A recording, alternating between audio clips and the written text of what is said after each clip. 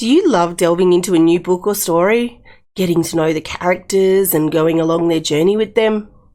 Well, you're in for a treat this week. This week, we are jumping into some surprisingly deep, short visual novel indies that even taught me something new.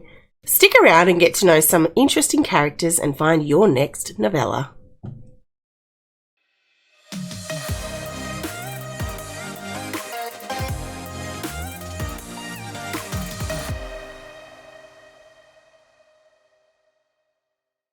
Hi, I'm Midnight Victoria. You can call me Vic. Welcome to this week's Indie Spotlight. We are now on number 15. Can you believe it? It feels like only yesterday we started doing these videos. I have found some amazing developers through 𝗘𝗏𝗧𝗘𝗗, and if this is your jam, I honestly recommend you check it out and find those gems in the rough. If you've missed any of the spotlights as well, a card will be popping up on screen right now for you to check out and watch later. But for now, let's check out this week's indies. The first game we checked out this week was 𝗘𝗏𝗡𝗘𝗏 by Fulmen. This was a cute point-and-click visual novel style game. The premise of the game is that it's 1926 in Berlin, and you play as 𝗘𝗤𝗨𝗜𝗣, who has left everything in her life to be with her love Joseph. While waiting for Joseph to return, you have the opportunity to dig through everything in the room and find out more about Joseph. Or not, if you don't want to. It had a bit of issues with the sound, but that was on my end. So you won't hear any sound during the gameplay. So the game did have some nice 1920s musical jazz in the background while you were playing through it. It all happens in one room, so it's very short, but it gives you enough of an idea of what's going on and does give you a few shock moments. I really liked it. I feel the characters were very basic. I didn't get a lot from 𝗘𝗏𝗏 to get a feeling as for what life was like her before Joseph, other than a few photos of her and Margot. I did like that for most part of the game it kept to the German theme and the letters and notes were in German instead of English, but that 𝗘𝗏𝗏 would translate it in the explanation. Having them in English would have just kind of frustrated me and not been consistent with the game. The game also has different endings, so you can choose to go with Joseph or not. It's entirely up to you. Well, anyways, let's jump back in time and check out 𝗘𝗏𝗡𝗘𝗏. So, we're going to play some 𝗘𝗏𝗡𝗘𝗏. Sorry if my throat's a little bit funny today, so I'm sorry if I'm a little bit croaky.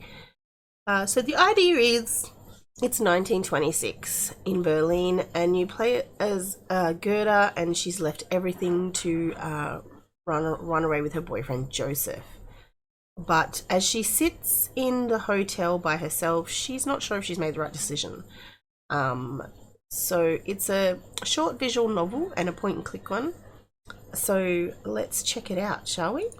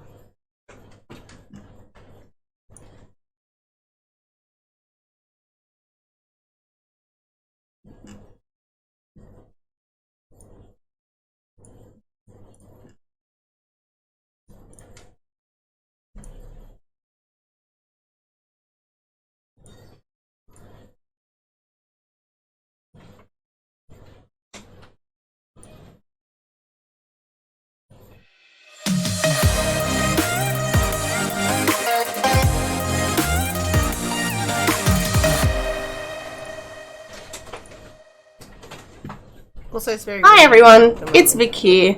Last year I made a decision to move my brand from Twitch to YouTube. There were numerous reasons for this, which I won't get into now, but if you want to find out why I made the move, I'll upload a video for you. This year. Alright, so let's check out 𝗘𝗏𝗡𝗘𝗏𝗏. Now, You may hear some flapping around in the background. My windows are open and it's very windy here, so it's just my blinds. So I apologize if you hear that. But let's check out Doubts, shall we? Margot had told me there was something in his eyes. They looked cold, she said, like they're made of ice. I had ignored her, of course. When did I start ignoring her? I used to treat her words like gospel. I used to do a lot of things. Joseph, he's gone. Probably has been for a while. His side of the bed is cold. Well, at least he left me a flower. Where is he even disappearing to all this time? I don't know if this has got any sound in it. I'm going to have to wait until he comes back. I would be completely lost in the city by myself. Maybe I can at least find a clue of his whereabouts if I look around the room. Not like snooping around or anything. I just think maybe he can't expect me to sit and wait for him like a lapdog, right? In 1920s. I'll just look around really quick. Respectfully. Alright, let's check out what's this. Violets, Tosca lilies. These are not mine. The only perfume I had was a bottle with lavender water, not at all appealing. I borrowed them from Margot's necessaria. I don't know if she noticed. She has a lot more back home. What's this? I brushed my hair after I've been to the bathroom. Okay. What's in the suitcase? My suitcase. A bunch of my stuff is still inside here. The closet looked kind of dirty, so I really don't want to use it. This purse was the finest thing Joseph gifted me on any of our dates. It's beautiful, and also pretty empty right now. Yes, I know, usually you don't buy your own wedding ring. Joseph promised me we would be married by next summer. I just wanted to make sure I have one. Not like I don't trust him, I just wanted to be sure. Not that big on candy, but I do like licorice. I like licorice too. There's a new brand that makes excellent pomfret cakes. I've been collecting these articles out of newspapers for a while. A lot of people are against female pilots, but I admire these women. They seem so strong and free. I wonder what flying feels like. My diary. I haven't written into it since I was crushing on Joseph from afar. Let's not look into it. It's quite embarrassing. My extra pair of shoes. They're very comfortable. Ma gifted me this dress for the first dance I went to. I have so many happy memories with it. I just have to take it with me. The scent of freshly washed clothes. Well, I guess there's nothing in that. These shoes are still new. I wore them for the first time yesterday. Joseph bought them for me as an early birthday gift. I'm not sure where he got the money from, actually. It's in the clock. It's 10 a.m. already. I don't usually get up this late. What's that? The dress used to belong to Margot. She gave it to me. I didn't steal it. Not this one, at least. Oh my goodness. Alright, let's look at the cup of tea. Our tea has gone cold. Doubt it'll taste all that good now. Not that I really did in the first place. Cheap stuff. Alright, okay. Bedside table. Oh, looks like Joseph put one of his card decks in the drawer of the nightstand. These are rummy cards, I think. He's really into playing, and he's pretty good at it too. I think he even won some money before. He gambles.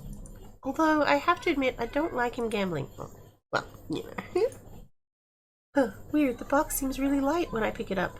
Are there no cards in here? Open it! Open it! Let's see.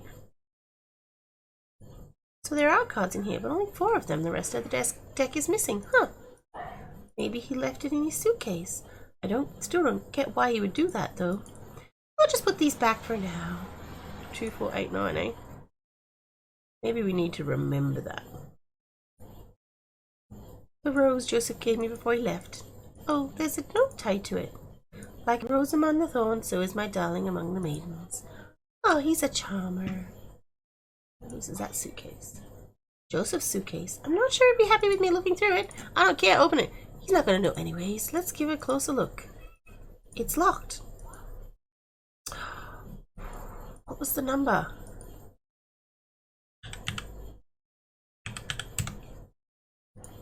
That's not it. Okay. Where was it? 2489. Why would he do that? That makes no sense. But anyway.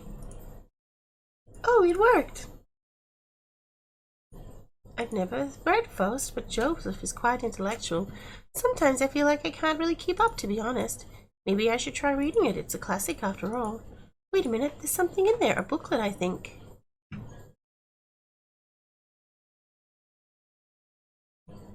Passports, all with different names.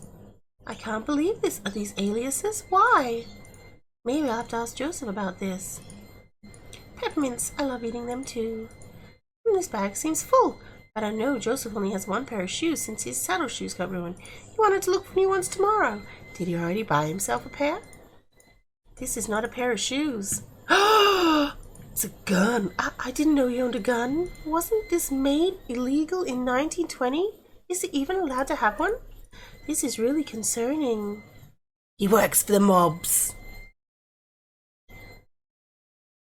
I washed his shirts from yesterday. They still smell good.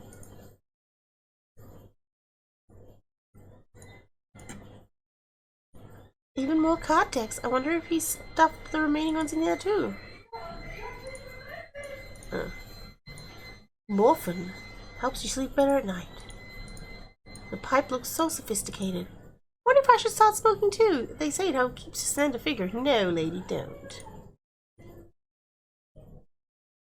Okay, alright, so he owned a gun. Let's have a look at the mail. My letters, the ones I took with me anyway. Aww. Margot and I, this was when we snuck out to go to a jazz club together for the first time. She looked absolutely stunning, and I looked well myself. I remember she let me borrow her lipstick that day. Didn't really help that much. Everyone just wanted to dance with her. I didn't mind though. I had fun.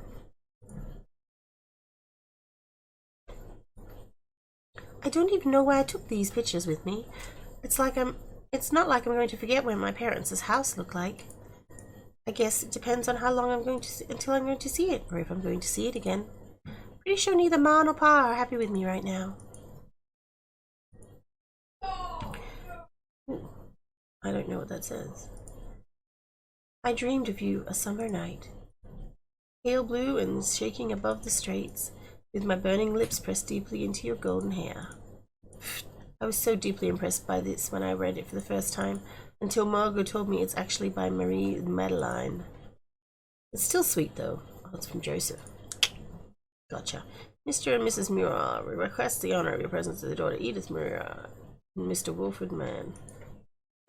Edith is Margot's friend, not mine, so I wasn't all that stoked to go, but this is actually where I met Joseph. He didn't really notice me all that much the first time. He was into Margot. Which of course he was. But Margot was really nice about it. She helped me appear more confident and set up a date with him. She even cut my hair for me, and that worked. Of course, I think it helped that she found someone else not much later, but I do think we would have worked out eventually in either way. Fit together well, Joseph and I. This is the business card Joseph gave to me. It's where he worked when we first met.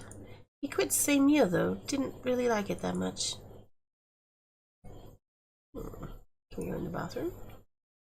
Boogity boogity boo. Let's have a look in the cupboard. Can't open it. Maybe I have to find a key or something.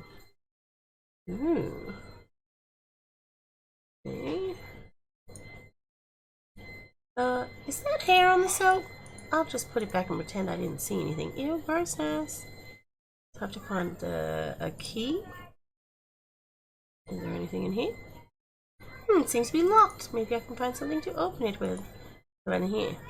Not much in here. Some matches and a few candles, maybe, in case the lights go out.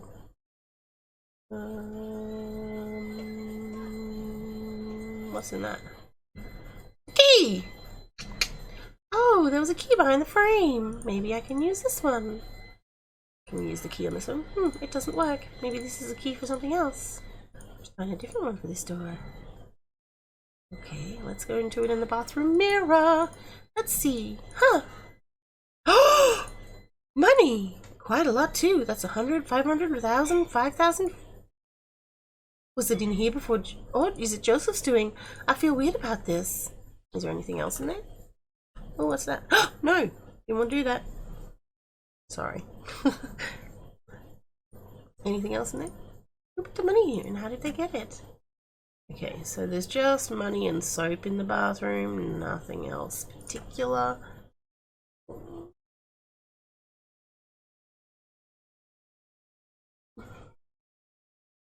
Spiderweb. Ew, did no one clean this room before we got the keys to it?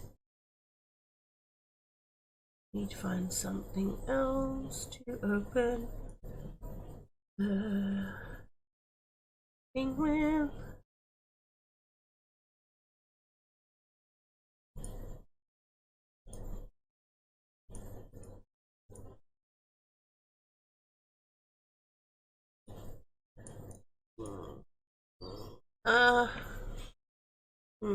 Let's have another look around. I don't think there's anything else in here though.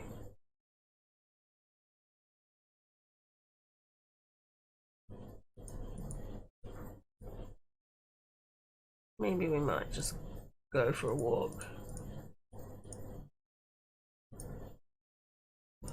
Wait a second, I hear footsteps approaching. Is that... Oh good, you're dressed already. You ready to go? Well, go where? Don't tell me you forgot. We wanted to visit the cafe we saw downtown, remember? Oh, no, I don't. Well, that's why you have me, to remind you of stuff. Come on, let's go. Wait, Joseph, you just showed up and you've been gone for some quite time. Where were you? Curious, are we? Well, I thought we agreed you would not bombard me with questions all the time. I insist. But you disappear all the time. I think I deserve to know. Oh, do you now? Yes. Where did you go? Why were you gone for so long, and what did you do? Again, we talked about this. If it's important, I'm going to tell you. Stop nagging me about everything. Stand your ground! Joseph, something here isn't right. We need to talk. Now you're being silly. Now I don't think there's anything to talk about. Oh yes? Why do you have multiple passports? Multiple? You went through my suitcase? What the hell, Girder? I found multiple passports, Joseph. Oh, with different numbers and names. What do you need these for? I'm holding them for some acquaintances. That's a real dumb excuse. I'm not stupid, Joseph. You are incredibly annoying, though. All right, I made them. Happy? I forged passports. It's a side business. There's a photo of you inside of each one. What? Yeah, as a sample. Why didn't you tell me you were doing this kind of stuff? Well, I knew you were going to freak out, and I was right, evidently. Whatever, we'll talk later. Let's just go already. What about the gun? I found a gun, Joseph. A gun? Where? So you dug even further through my suitcase. Wow. Why do you have a gun? We're not even allowed to have guns. They're prohibited in 𝗬𝗠𝗧𝗔𝗬, didn't they? It's for protection, okay? I have it for protection. Still can't believe you went through my suitcase. How would I feel if I did that to you? Joseph, what do we need protection from? Come on, let's just go to the damn cafe already. I found money in the bathroom cabinet. Really? Yes, really. I thought you put it in there. How would I? I don't have that kind of money. Also, I thought the bathroom cabinet was locked. Don't play innocent with me. Where did you get the money? What is your problem? I told you it's not mine. Do I look like some kind of crook to you? You definitely don't look innocent. Something is going on, Joseph. What is it? All right, fine. It's prize money, okay? I want a bet. A bet worth 5,000 Rishmark? Yes. Happy? I was going to buy you a ring with it as a surprise, but I guess that's ruined now. Can we go, or did you snoop around even more of my stuff? Fine, let's go.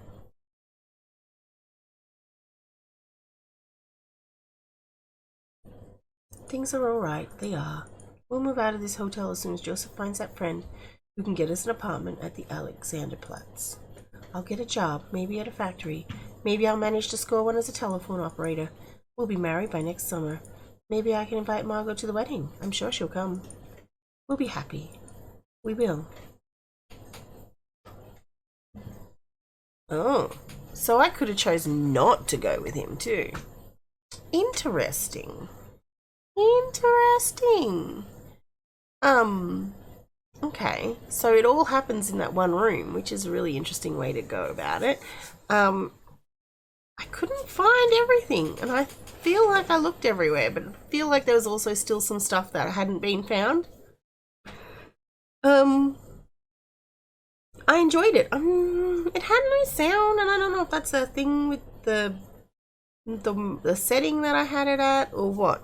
I'll have a look at that and work that one out. But yeah, I enjoyed it. It's a nice, cute, short little point and click visual novel. So yeah, I wonder what Joseph was really into. I like that you kind of can make your own kind of idea as well of stuff too. I feel like he might have been in the mob. That's just my opinion. Anyways, thank you for joining us for Doubts, and thank you for letting me play it. The next game we checked out was Cafe in the Clouds by Cafe Nemo. The explanation of this game was fairly hard to understand, but as I played it, it became much clearer. The premise is that you play as two chefs who run a cafe, but also on the side they're dream eaters, which sounds terrifying, but they really are not. They eat away the stress and worries of their clients who come for help. In the game, it is very much point and click. You need to complete different tasks to find the right ingredients for the dish to take away the client's woes. The art style is super cute, and I loved the writing. As a writer myself, I loved the depth that they put into this novel. The characterization was amazing, and I really felt that even for a short game, they were able to develop the characters so effectively for me to feel for them and get an idea of what they were like. Such a wonderful game. I can't wait to see what they come up with next. But for now, let's check out Cafe in the Clouds.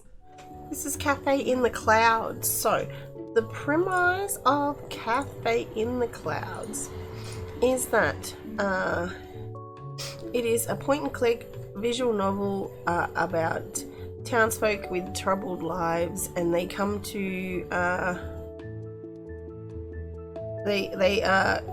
come to this cafe where they seek the mysterious assistance of dream eaters with the hope to have their anxieties eaten away.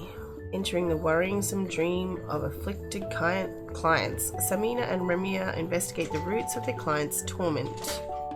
Interesting. So let's get started, shall we? I really love how this one looks like a cafe too, and it's got like a little fork and stuff to, you know, use as the mouse and whatnot. That's a really nice touch.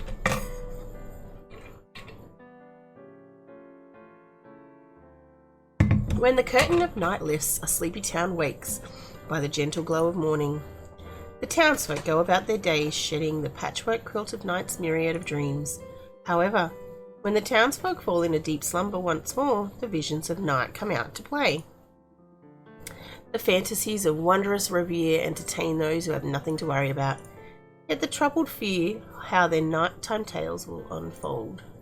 Luckily, in a quiet corner of this town lies Cafe Nemo, a cozy cafe that greets anyone who visits with a warm meal and a warmer atmosphere. Their dreamy dishes and a mellow milieu offer a soothing repose from troubled, busy lives. Should any uneasy lives trail the starlit streets for the cafe's incandescent aromas, they'll find two cooks with open arms.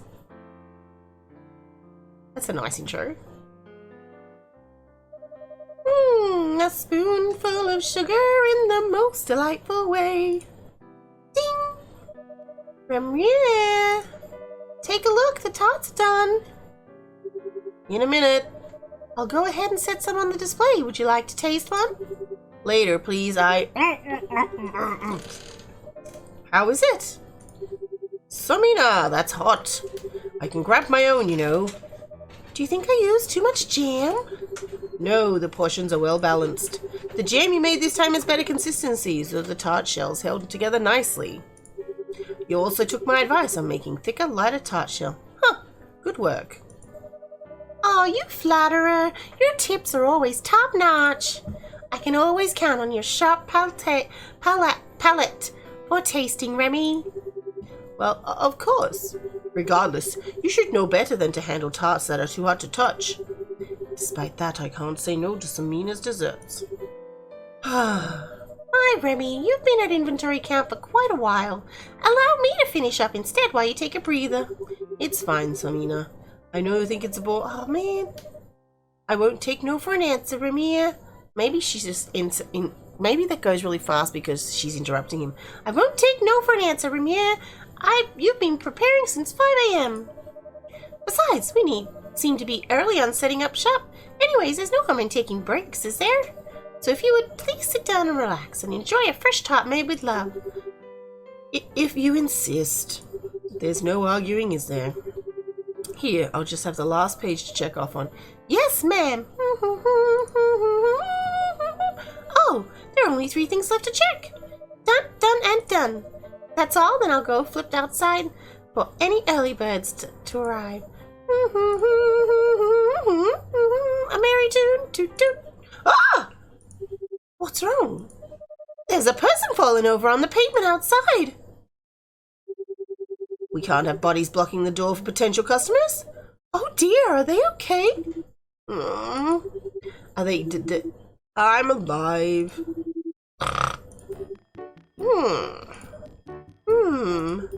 We should bring them in. It won't do us any good having someone lying on the door in front of the store. So sorry. 1,000 apologies for the concern. Ooh. They were napping? Were they sleeping on the pavement outside? Let's see. Would you two happen to know a cafe around here called Cafe Nemo? Welcome! Welcome. We're technically not open for the day yet, but since you're here, is there anything we can get started for you? Oh, yes.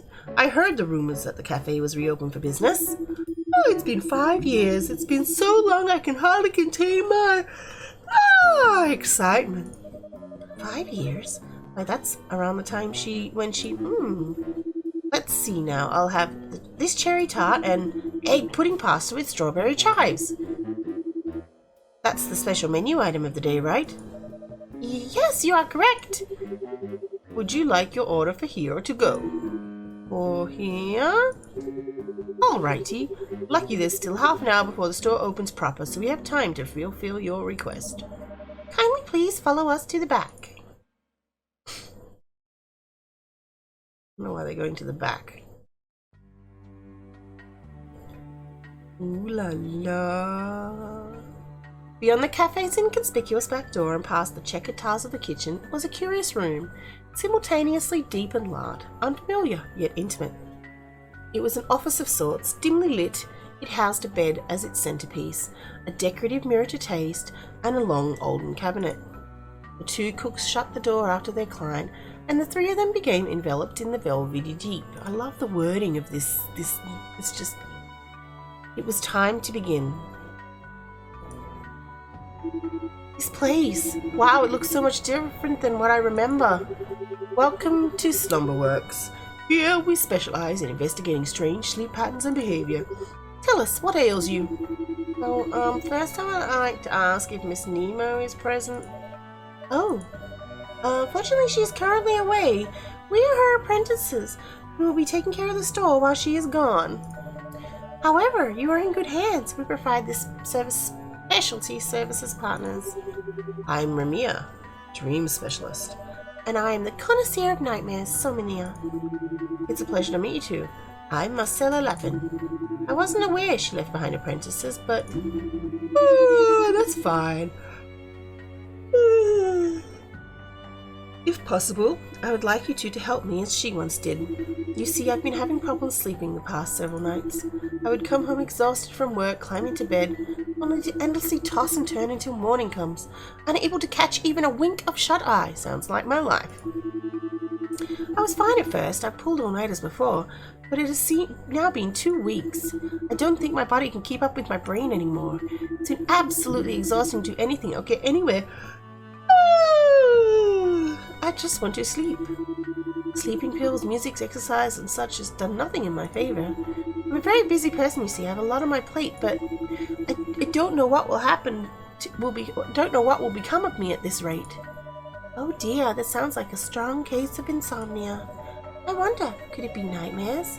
Something vexing pulling at your heartstrings?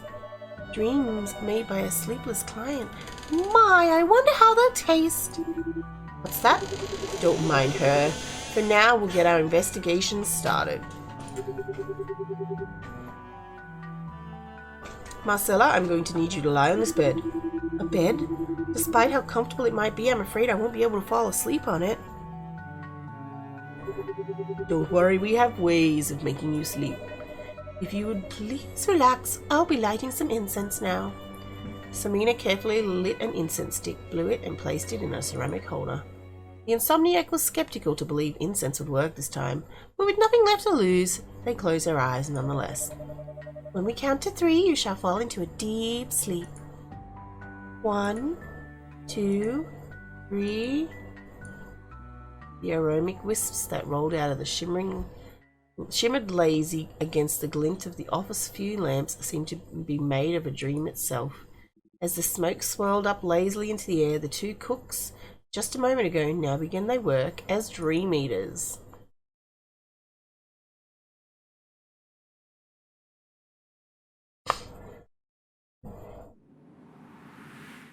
Strange. Okay. Whoa! I got you. Watch your step. It's a mess in here.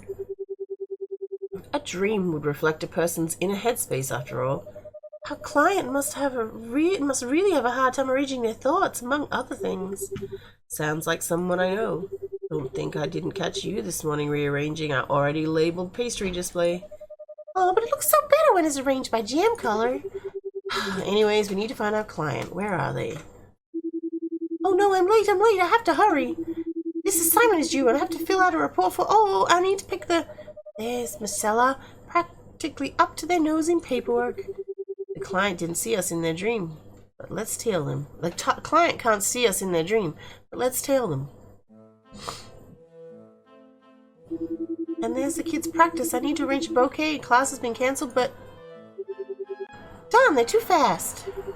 And what's with these bunnies? Oh, they are so cute. Now what? We can't stop cooking, much less collecting any ingredients in this condition.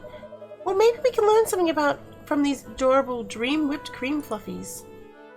Fluffable bunny. Hey, can you move aside? Move why? It's not important. You guys are in the way. We don't wanna. You know, we're strangers. That's why I'm no good with talking to kids. Oh, cheer up, Remy. How about I give it a go? Hello there, cuties. Would you mind letting us pass? We have an important mission and we need to speak with our client up ahead. Mission? Do you know Big Sid Machi? So cool. Machi? They could be talking about Marcella. We sure do. Your siblings asked us for help and we need to reach them. May I ask you, dearies, to kindly scoot over? Machi's the greatest. They do so much. They're the hardest worker ever. We're going to work hard too. Let's support Big Sib. The bunnies scampered off, kicking up clouds along the 2 intrepid dream eaters' path in the shape of a selection of apple slices. Each slice ruby skin was daintily cut to mimic the adorable silhouette of a bunny. Oh, the first ingredient is freshly cut apples. Oh, I wonder if we get to bake a pie with this. We'll see exactly what we can work with once we find more ingredients. I'll pocket this sweet snack for now. Thank you very much.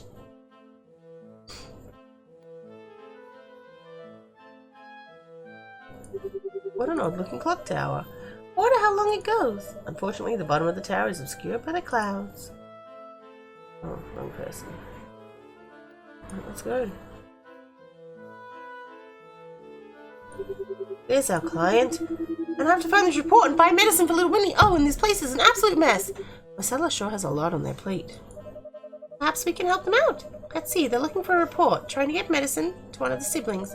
Well, they want to clean up this entire area. That's tasks. Last house seems like a bit of a handful. Well, come on, Remy, it can be fun. After all, a spoonful of sugar helps the medicine go down. I know. It's your favorite song. Let's just get to work. Could this be part of the same clock tower from earlier? With all its curves and twists, it really is a sight to behold. Our parents are really busy, so Marshy's been taking care of us in the steed. I'm the second oldest, but recently I've been away for school. I hope Machi is doing all right. So we have to find... Ugh, the client's going to be awake by the time we can clean through this mess. How about we ask these bunnies to help out? Well, it's definitely worth a shot. Hang in there, there's a pile of papers. There's a name written inside, Maddie. You think that's one of the bunnies' names? How cute! We should hang on to it just in case. Talk to Bunny. I already did that one. Ask for help. Hello there, would you mind helping us clean up these papers for your big 𝗘𝗦𝗡𝗘𝗡𝗧? Oh yes, I'd love to help. Marchie's already got a lot on their plate, so this is the least I could do. Oh, thank you. Previous Bunny. Hello, could you help us move some of the big pile of papers for your dear 𝗘𝗦𝗡𝗘𝗡𝗧? I guess I could, if it's to help a big 𝗘𝗦𝗡𝗘𝗡𝗧, then... Whee! Can't believe it. I think I'm starting to see a flaw to this place. The bunny siblings have been absolute sweethearts in helping us. Let's see if we get the rest of them to pitch in. There's another one here. Ask for help. Hi, would you mind helping us clean up this place for your big 𝗘𝗦𝗡𝗘𝗏? Oh, before that, can I ask a favor as well? Sure, sweetie, what is it? You see, I wanted to give big 𝗘𝗦𝗡𝗘𝗏 a gift for all that she's done for us. Our big 𝗘𝗦𝗡𝗃's favorite color is red, and all the flowers here are white. I bought some paint earlier, but I'm not sure where to start. Could you help me color 7 flowers? What a lovely idea! We'll be sure to do that. Painting the flowers? Well, I guess it's the thought that counts. Paint, paint, paint, paint. How many did she say there was?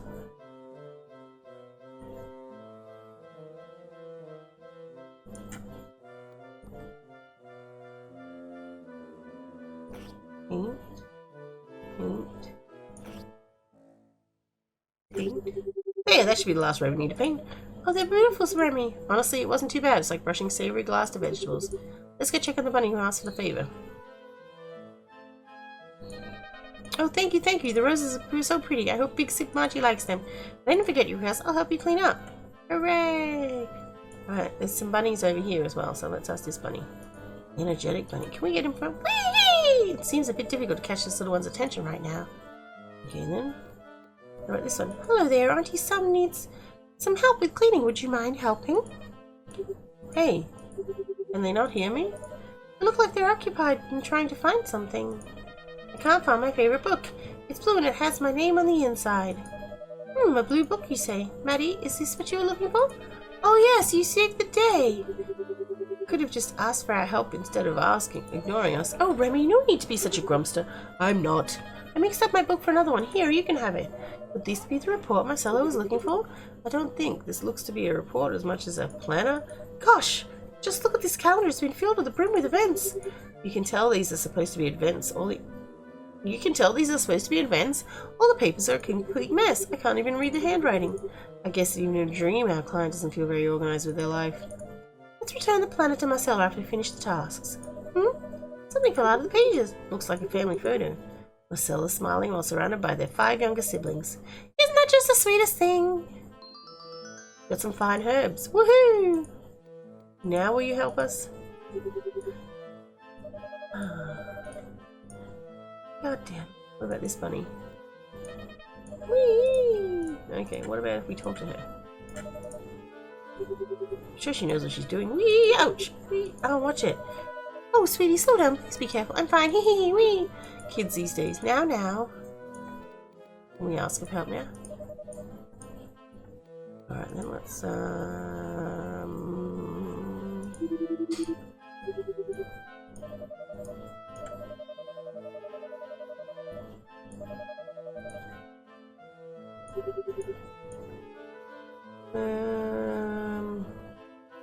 don't see any other bunnies.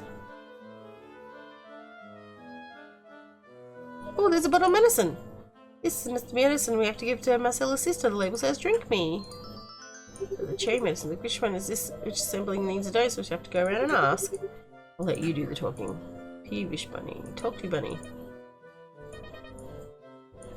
Talk to bunny. No. Talk to bunny.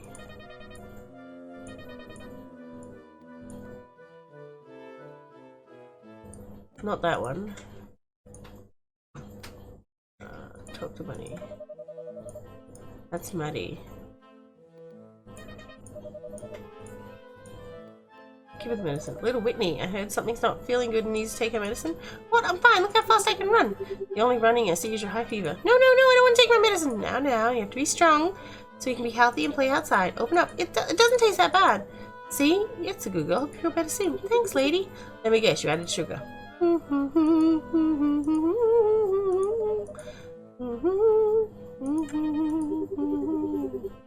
Oh, it's the bunny who wanted a blue book bag. Hi there, Maddie. What's wrong?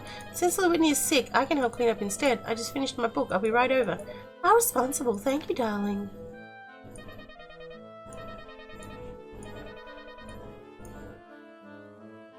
Okay.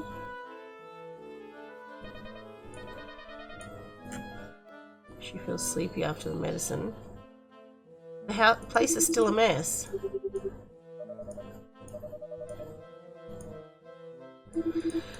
Looks like Marcella's frozen. So, well, we managed to finish all the tasks Marcella listed early. Now what's left is check up on the pile her siblings helped us clean up. What about you? You've done something. You've done something.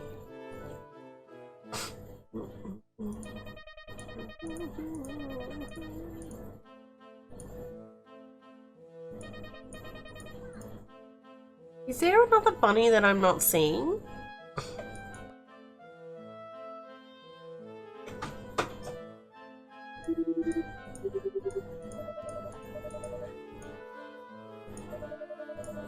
We did it! This place looks so much better now. How's Marcella doing? Ugh, I still have to remember to go there and pick up that and call it. There's more tasks to do? Remy, look!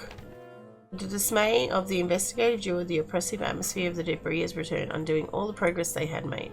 The two dream eaters paused to gather their bearings as they became overwhelmed once more by the clutter. All their hard work, what could we be doing wrong? Even in the planner, the pages are just becoming covered more and more scribbles. Perhaps it's not the tasks themselves that are the problem. So, what? So they don't want to help? Help? Why would I need help? These are my responsibilities and I took on the tasks. I can finish the job myself. Ack, there they go again. Let's go, Remy.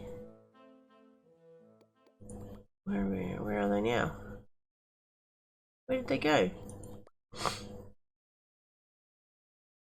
Oh, there we go.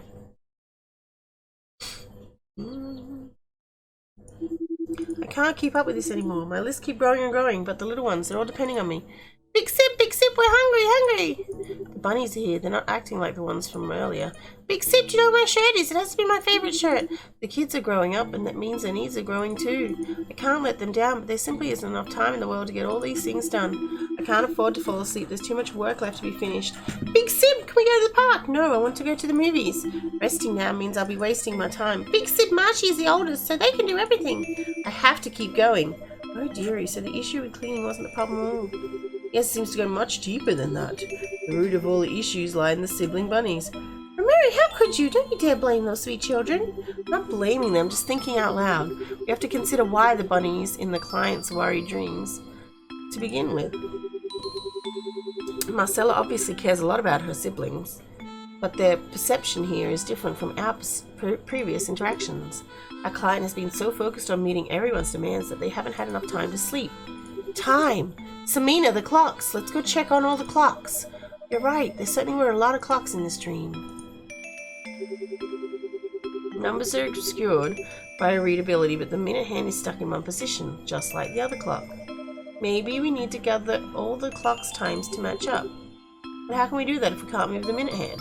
We'll have to figure it out, Remy. There is to be a way. This clock's different from the other one in the room. The minute hand isn't moving. I think it's stuck, but it looks like I can move the hour hand freely. Oh. Okay.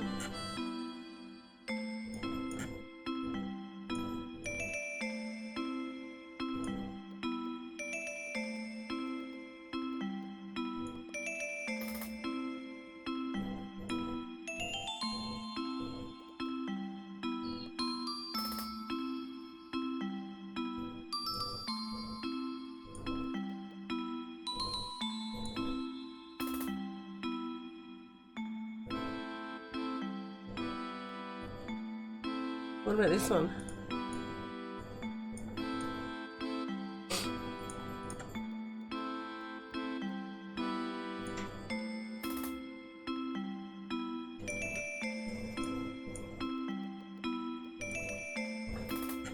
What if we try and put them all the same way?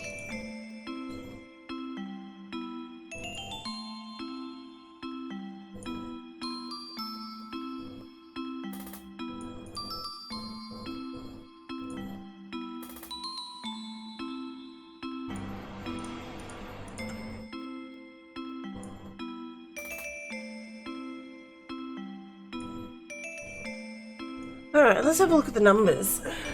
Inspect the clock.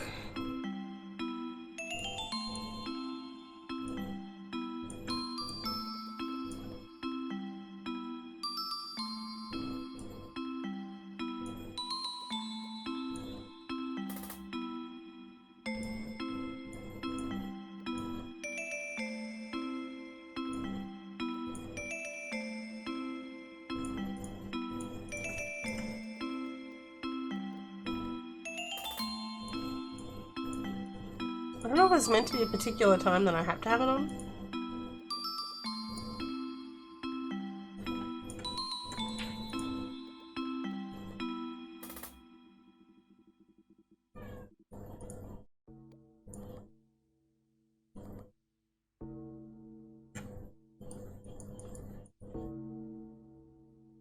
Look, it's on X1 or 1X, right? Let's have another look at it. Let's move it down. Let's put it all on that one.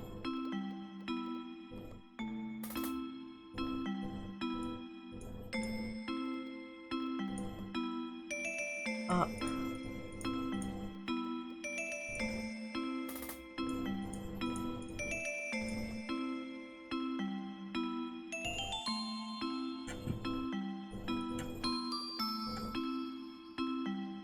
Oh.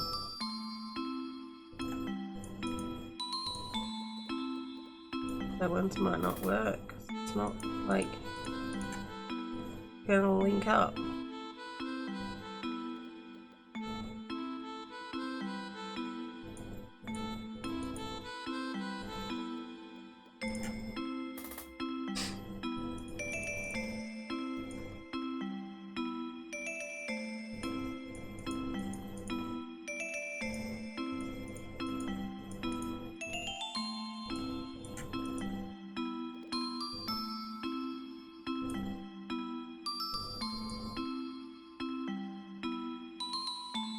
Down and left.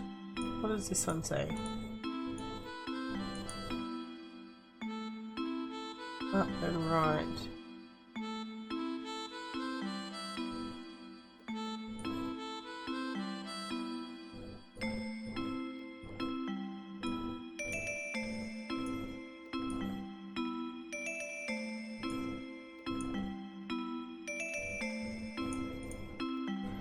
Down, up, left and right.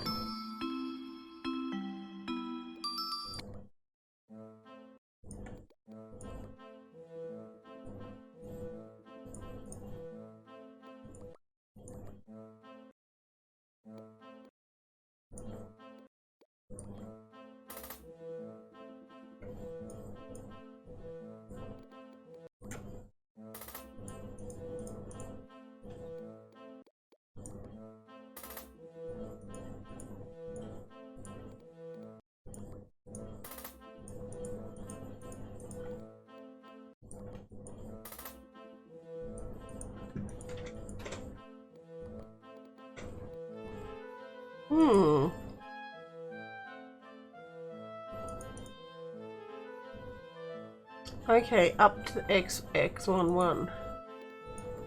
Let's try that one.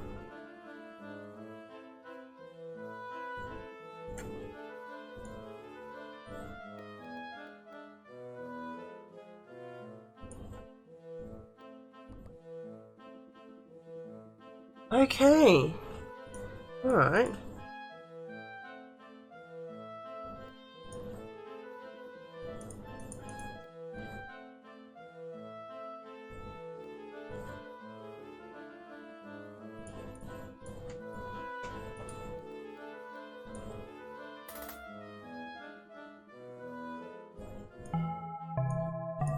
Oh, I got it. The various clock faces occupying the dream seem to react at once. Winding your hands with incredible speed, finally setting on one time, the clock hands began to move in sync once more. The gentle ticking of each second echoed in unison. It was simply harmonious. Remy, take a look! All the clocks are moving again! Oh, what's that? Another ingredient. Ooh, some clockwork eggs. That's a relief. My hunch was right after all. So Marcella had a warped perception of time, which fueled their pressure. Oh, wrong person. To keep working at the cost of their sleep. Time flies when you're having fun. I wouldn't describe our client's experience as fun. Well, if it sounds like dear Marchie needed a good break. Fast. Aha, you're right. It seems a respite from their busy life is in order. I have just the dish for this dream. Now with the clockwork eggs as a centerpiece, I believe we have the necessary ingredients for a proper morning dish.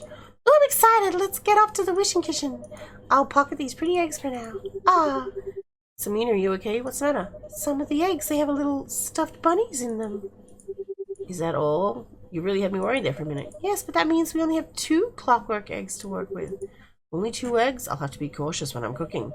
I have total faith in you, Remy. You can do it. Heh, but of course. Alright, let's begin wishing them a dream dish with what we got. As I learned from Marcella's dream, time is to be the centerpiece of what issues they had. They appear in a state of perceptual disarray, unable to keep up with the ever-growing list of tasks. So if we can eat away the worry, perhaps they'll eat easier. Right, dream dishes are fickle, so we have to make sure we use the right ingredients. One more step and we have to start over. This time we're a bit low on eggs, but we'll do our best. We should aim for a 5-star dish. If you feel stuck, Remy, we can just bounce ideas off each other. Just talk to me, okay?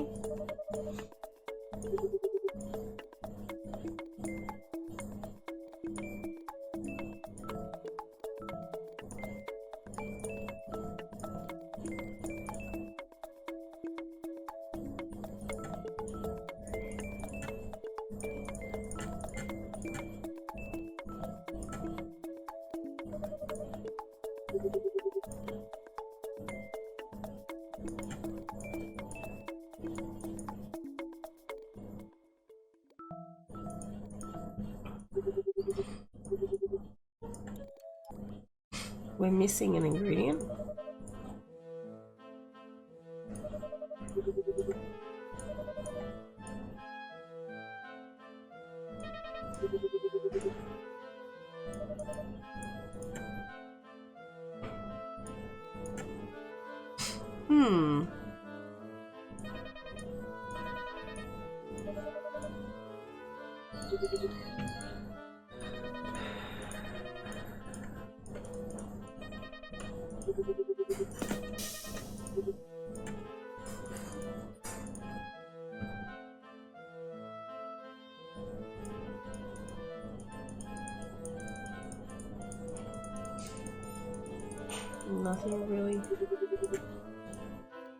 Nothing really going on in that one.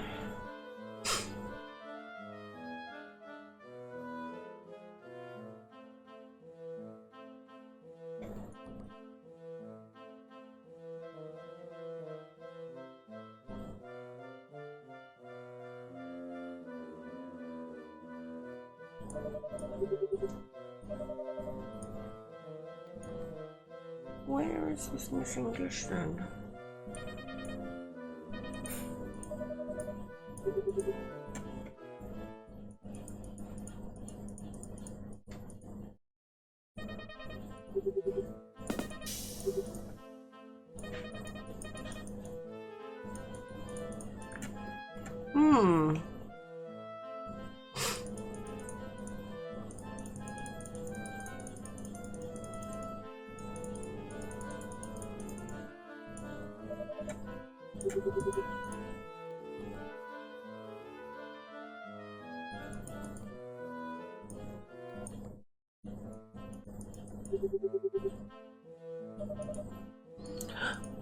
Ingredient!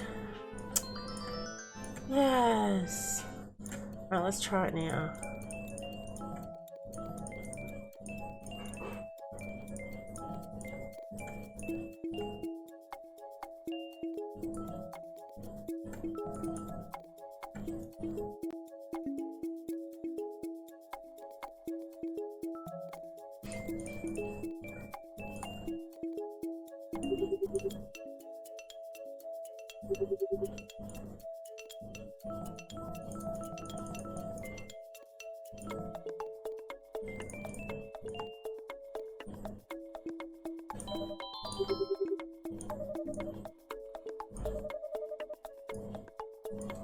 Let's cook. Alright. The omelette came out great. Not my best work, but I admit it does look enticing. Why don't you have it? We both know dreams are harder to come by than nightmares, so help yourself. I thank you, Samina. What's with the sad look? Eat up and enjoy. I will. Bon appetit. Bon appetit.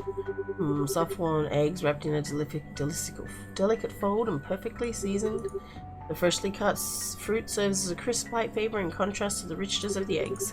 This is sure to brighten up anyone's morning, especially if they had a tiring night before. I hope with this we'll be able to eat away at some of Marcella's worries. I hope so too. The dream eater feasted on the hearty dish conjured by the client's suppressed worries and anxieties. Samina prepared an inspired dish in the adjacent kitchen in eager anticipation for the client to wake from their repose. Slowly Marcella rose from the bed as the incense fizzled into a small ember.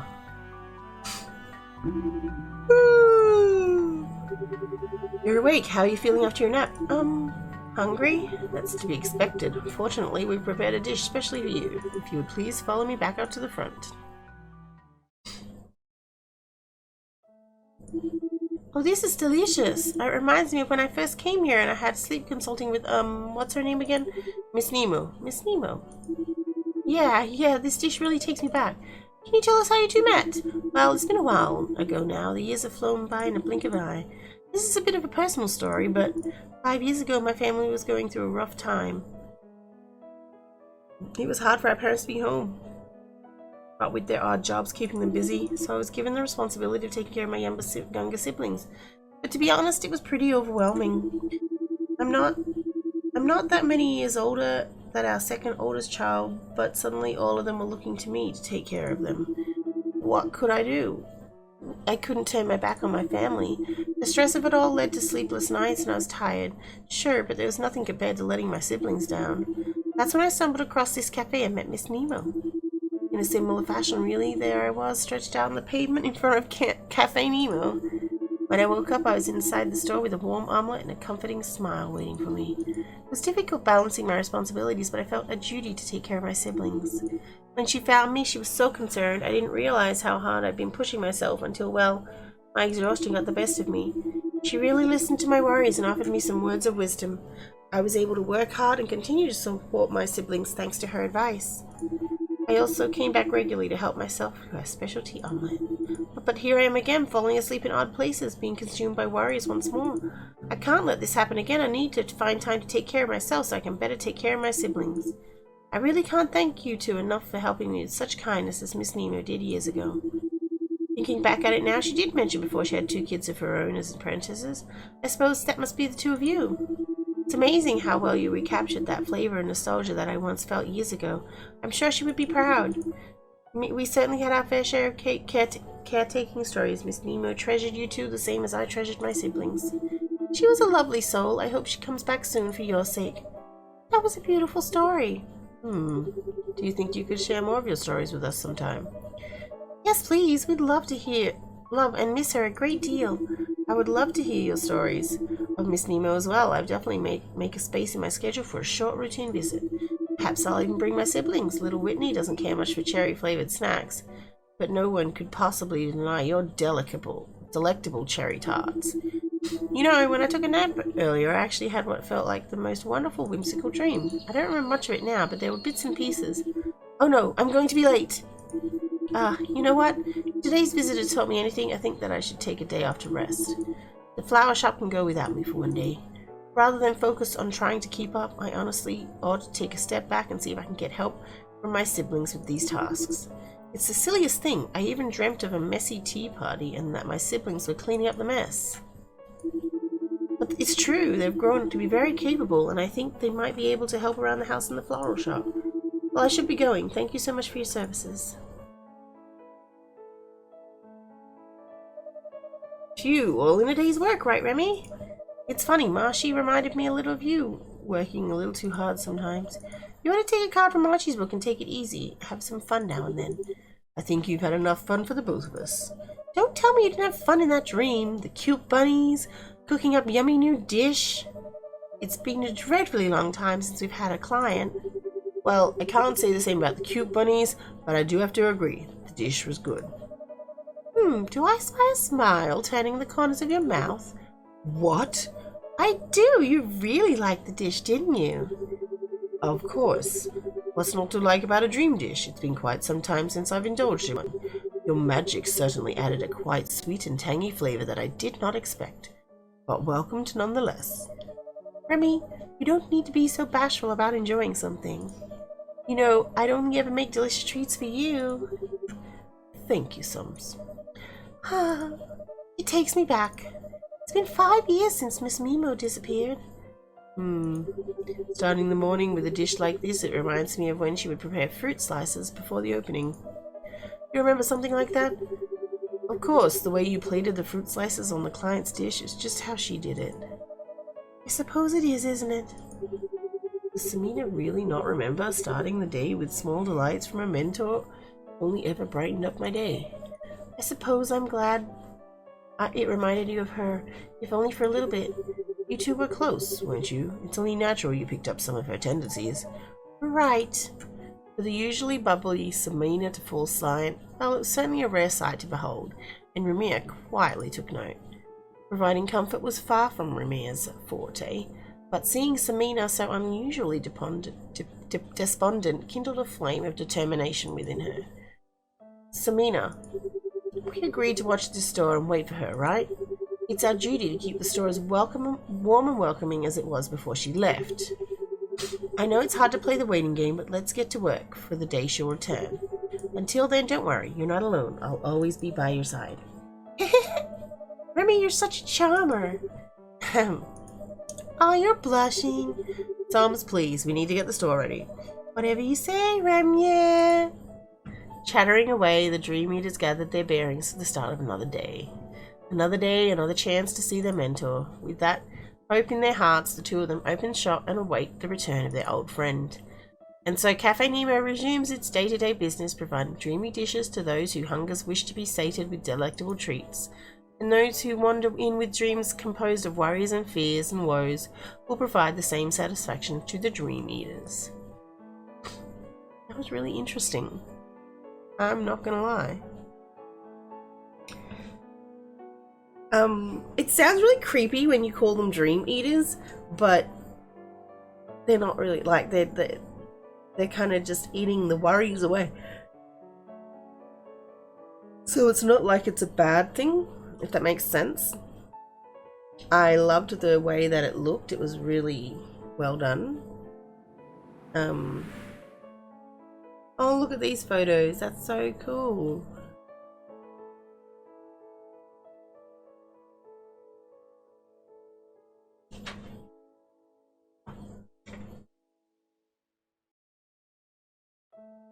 I like, oh, look at them. They're so cute together.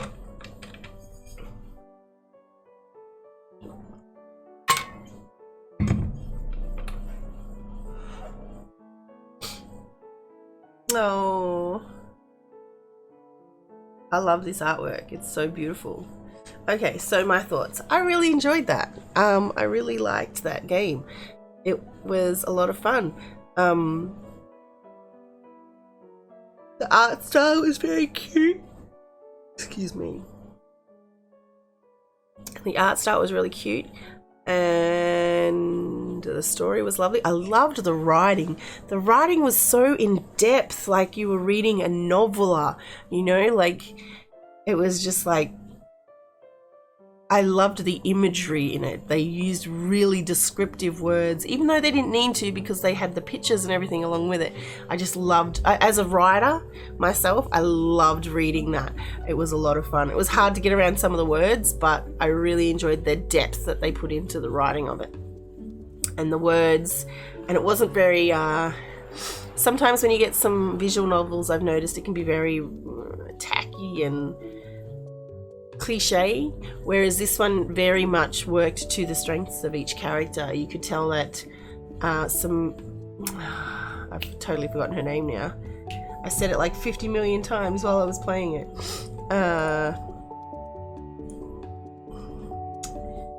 Samina, that's right. you could tell that 𝗬𝗎 was the bubbly, poppy kind of character, and that Ramier was very much the serious, strong kind of character as well. They really did really good characterization.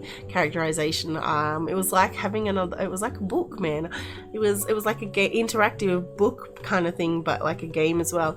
I really enjoyed it. You did such a great job with it. If you want to check the guys out that made this, they're down in the links below. But that was Cafe in the Clouds. I can't wait to see what else they come up with. The third game we checked out was A Cottage Story by Ladymeowsith. This was a darlingly drawn game. I loved the art style of this one. I really felt like it was stepping into a fantasy novel, and I'm really keen to play some more of it. The premise is that you play as an apothecary who lives in Rossenwald Forest, which is home to a number of mythical creatures, and they're your neighbours and clients. It's very much a romance visual novel, but there are so many different characters that I've already met, and I haven't even scratched the surface. I can already tell that through its based on romance style of visual novel, that the character, that the developers have created amazing characterization within this game, and I love that I can get to know the characters on a new level. I really enjoyed this game so far. I haven't quite finished it yet, but here's what I've played of it so far. So let's check out A Cottage Story. Alright, so this one is called Cottage Story, and oh my gosh, I just have to say how delightful this this opening screen looks. I love the way that it's like a little book and it's got the contents page. I really love the effect that they've done into this. I feel like I'm really missing a whole genre of visual novels after this indie spotlight, because a lot of the ones I've read have had this beautiful, they've put so much depth into it, and yeah, I think that's really cool. So let's start the game. Oh, and we get to choose if we're male or female. Let's type in our name. Female. Enter. They allow you to choose your pronouns. Now that's a good additive. Well done. I am a she, her. Example, I'm looking for Vic. Did you see her? Saw her picking weeds by the river brook. Is this right? Yes. This is an extended demo of Cottage Story, which now includes the beginning of Act 2. Would you like to skip Act 2? No? Act 1. I never should have taken the forest as a detour. First my date, then my car. What else could go wrong today? Whoa! Ugh, where did that ledge come from? This forest is so dense I can't see anything. Ugh, oh, my arm, this is bad, I can't get up. With some effort, the man opens his eyes and tries to crawl. He grips his right arm and his fingers come up wet. When his vision adjusts, he sees red. Fuck! Huh? Has that always been there? There's a cottage just across from the man. It's surrounded by flowers and flora, like something out of a dream. Smokestacks billow from the chimney. It's so well tended to, it's uncanny. It reminded the man of his grandmother's house if his grandma decided to live 10 miles into uncharted woods. The man rises to his feet and using a boulder to leverage himself, but there's a noticeable limp in his gait. Looking around, he walks closer with his good arm waving in front of him to make sure he isn't fatigue-induced delusion. A pleasant aroma like a meadow of flowers emanates from the cottage. It beckons the man. He can't read anything on the signs. There are symbols he hasn't seen before, and he hopes he isn't trespassing. How is it possible that it's here? It's too good to be true, but that's not like he has other options. Let's knock on the door. The man approaches the door and gives a few weak knocks. Footsteps pitter-patter from the other side, and suddenly the door opens. Hello, how can I help you? The man is surprised that a real person came to the door. Her face is hard to read in a way the man can't describe. Is this your cottage? Can you help me, please? My arm. Vic scans him up and down. Then after a few moments, she nods her head and gestures for him to enter. Oh, how cute! Upon entering, the man notices a medicine cabinet lined the walls with various jars and bottles filled with herbs. There's something bubbling on the stove, but the fire isn't on. On the counter is what appears to be a miniature table set with chairs. Perhaps a woman collects miniature furniture. The man sinks into the couch, taking caution not to stress his wounded arm. The fragrant smell is even stronger now, and it helps to calm his nerves. He's beginning to regret his forest trek. He didn't have any supplies, and the deeper he went in was as though he lost all sense of direction. The woman returns with a bucket and a cloth to dress the wound. Thank you. I don't know what I would have done if you hadn't been here. Is there a town nearby? My car broke down in the middle of the highway. No, we are alone here. This forest is dangerous for you to traverse. I'd advise you come back the way you came. This was a half-truth. If the man had continued east past the river brook, he would eventually encounter a small farm town, but not before trespassing goblin territory. The man looks helplessly down at his limp arm. I know that now. I'm not in any shape to turn back. Can I please stay here for a night? I can pay you. I don't need any payment. Regardless, you're welcome to stay if you'd like. The man lets out a sigh of relief. It seems in the attempt of trying to survive out in the wilderness. I promise I'll be out of your hair by morning. Vic loops the cloth around the man a final time and finishes dressing the wound, and she stands up. Vic eyes the man, ushering him to follow her. They enter a room off to the right of the cottage, and the low ceiling immediately feels claustrophobic. Is this the bathroom? At first the words don't register in the man's mind. His face crumples in confusion. The toilet is merely a hole carved into a rectangular box connected to the wall. This is an outhouse. Is there a place to wash up? There's a bucket for water and soap. Vic points to said objects located in the corner of the room, and there's a drain denoting that the whole bathroom was a shower. Scratching the back of his head, the man doesn't say anything out of courtesy. After all, this was a cottage in the middle of nowhere. Beggars can't be choosers. Before the man can ask any more questions, Vic has already exited the room. She turns into a narrow corner through the left wall. When the man catches up, he sees two beds side by side each other. The one furthest from the door appears queen-size, while the other is twin-size. This is the bedroom. You can stay here in the meantime. Vic gestures to the twin bed. This is where I sleep. Since this is the only bedroom, I hope that privacy isn't a problem. No, it should be fine. I have nothing to hide. You must be tired. Please rest up well. I'll make tea while you settle in. Do you like Earl Grey? Yeah, that would be nice.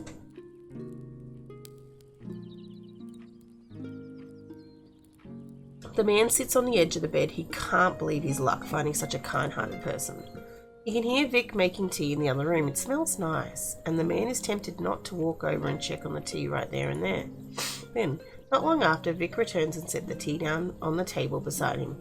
It never occurred for him until now, but why was someone so young living alone in such a dangerous forest?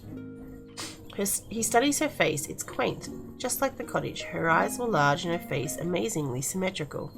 Helplessly, it occurs to him that this person is really attractive. Suddenly, Vic places a hand on the man's forehead. You feel a bit hot. Maybe you should lie down. The man feels his face heat up against the wall as he recoils from Vic's hand. Yeah, I'm hot. You're hot. Shit. I think I need to rest. I must have hit my head on the floor. That's not what I meant, but if you feel a fever coming on, let me know right away. For now, I'll give you privacy. Vic leaves the bedroom. Once alone, the man briefly closes his eyes and let out a sigh. What the hell am I doing? He reaches for the tea cup and sips the Earl Grey. It clears his sinuses and calms his mind. It tastes exactly like Earl Grey should. The man isn't sure if it tastes good because it is good or his terrible circumstances made it tastier by comparison. Once he has drunk his fill, the man shuffles into bed and drifts off to sleep. When the man wakes up, the bed beside him is empty. He rolls off the bed and immediately every muscle in his body betrays him. Ow! Ouch! Damn it! This is what I get for falling off a ledge. There's a pleasant smell coming from the kitchen. The man walks towards Vic, looming over her short but stocky frame. He sees that she's pan-frying mushrooms and scrambled eggs over a stove. 2 plates already have biscuits and jam on them. It smells so good. Can I bring these plates over? Vic swats his hand away like a mother to an eager child. No, sit down. Don't worry about it. Oh, okay. Awkwardly, the man goes to sit down on the couch in the living room. The coffee table already has the glasses of water, so he idly drinks. Vic soon joins him in the rocking chair silently across from him and sets down the plates. The two sit in silence until the man finishes his last biscuit. How are you feeling? Everything is sore, but I'm not dying. I think I'm okay, but I've been wondering for a while now. When I open my phone, the GPS doesn't work. It's really weird. How am I supposed to find my way back like this? Phone? How would that help you get back? For the first time, the man notices an unusual rotary phone sitting on a coffee table behind Vic, and he considers that he may have actually been transported to the 19th century. Honey, a rotary phone was very late 19th century. Wait, 20th century, because we're now in the 21st century, right?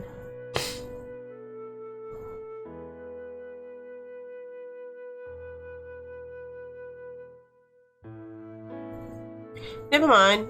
I'm still really sore. Is it okay if I stay here a little longer, actually? Vic frowns. Her face is contemplative, which causes the man to fidget nervously. Has he overstayed his welcome? It's fine, but let me check on your injuries. Vic moves to sit beside the man. She carefully grabs his arm, checks the cloth that was tied the day before, and begins to replace it. The man notices that a bucket of clean towels had replaced the bloody ones from the night before. Vic is already grabbing for a fresh cloth that she had prepared. By the way, I don't think I ever got your name. My name is Vic. Vic Nayland. I'm an apothecary. Man, an apothecary. You don't see those anymore. I'm Michael. It's a pleasure to meet you. You kidding me? Of all the names this person could have been, it's that. That was my ex's name. I'm not impressed.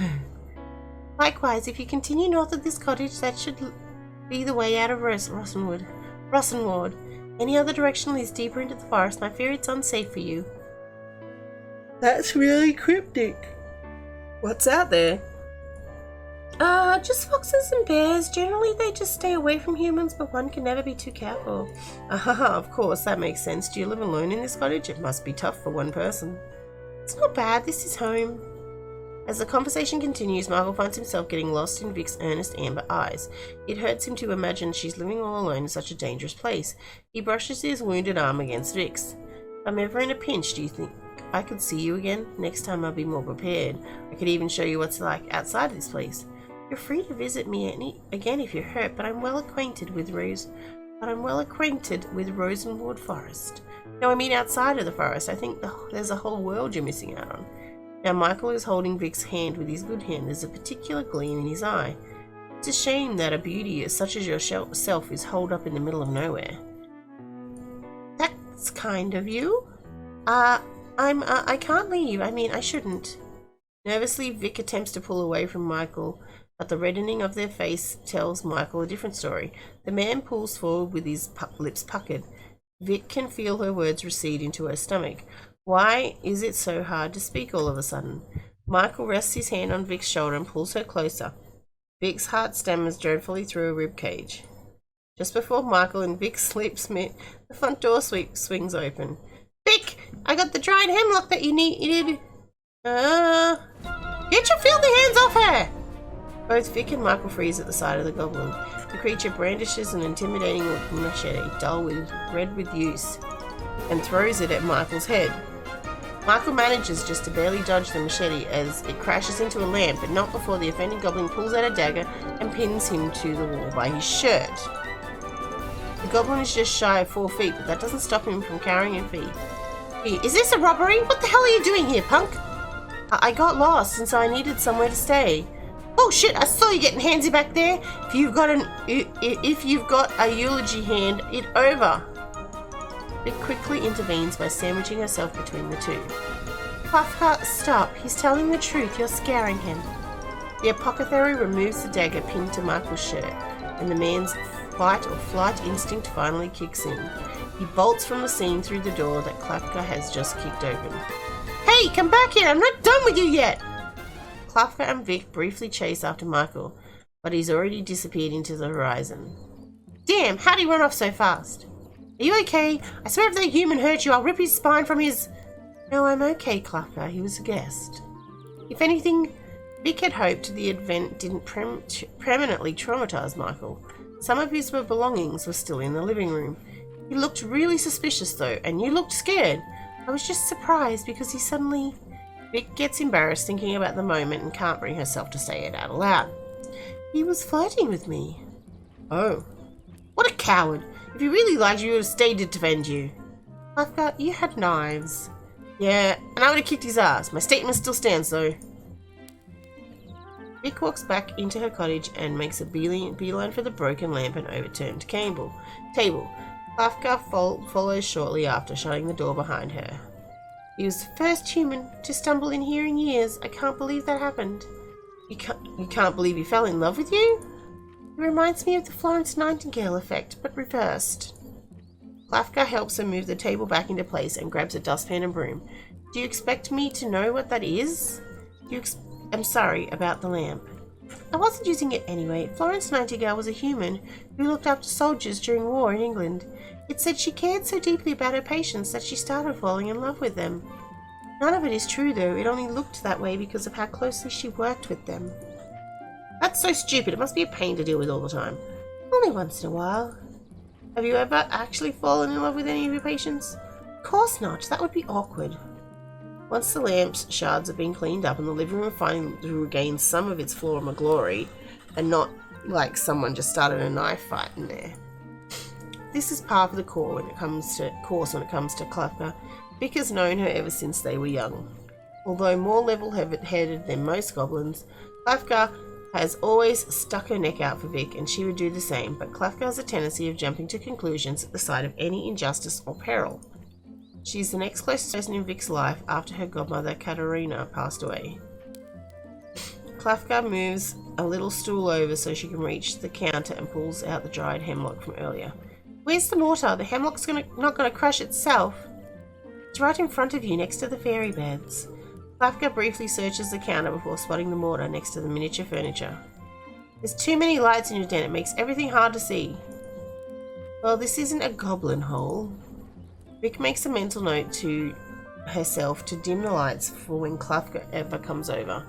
The cottage has always been like a second home to 𝗘𝗏𝗡, beside the two of them having the tendency to butt heads. Vic sighs. What a day. Rosenwood Forest, hidden away from the eyes of humans and modern society, lives an integrated community of creatures only uttered in folklore and fairy tale.